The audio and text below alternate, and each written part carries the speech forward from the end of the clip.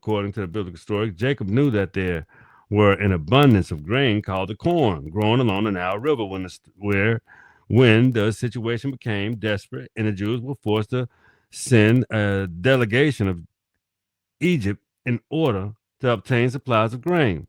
And they were literally forced to beg for corn.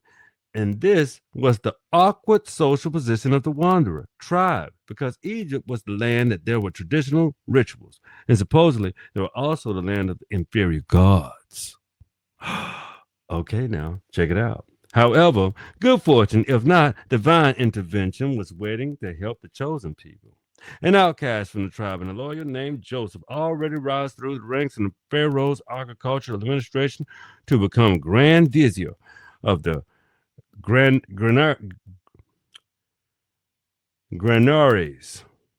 Because of his premier status in Egypt, Joseph in the authority of the dole of corn to everyone who was in need.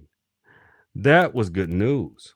And on the downside, Joseph also had the authority to fixate the exuberant price of the goods. His boss, the Pharaoh, had every intention of making a profit for his hardship with the neighbors. The biblical story relates to an obvious vulnerability in the starving Jews, saying that Joseph couldn't have used his opportunity to avenge the mistreatment of the mistreatment that he had received as a youth from his estranged brothers.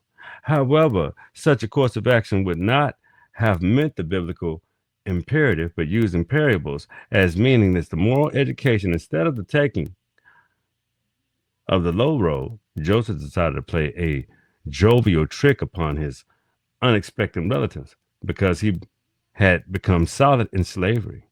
He became sold into slavery, and he was very young, and his jealous brothers had not yet realized that his true identity. Acting the role of a greedy shopkeeper, Joseph charged an exuberant price for the bite of grain.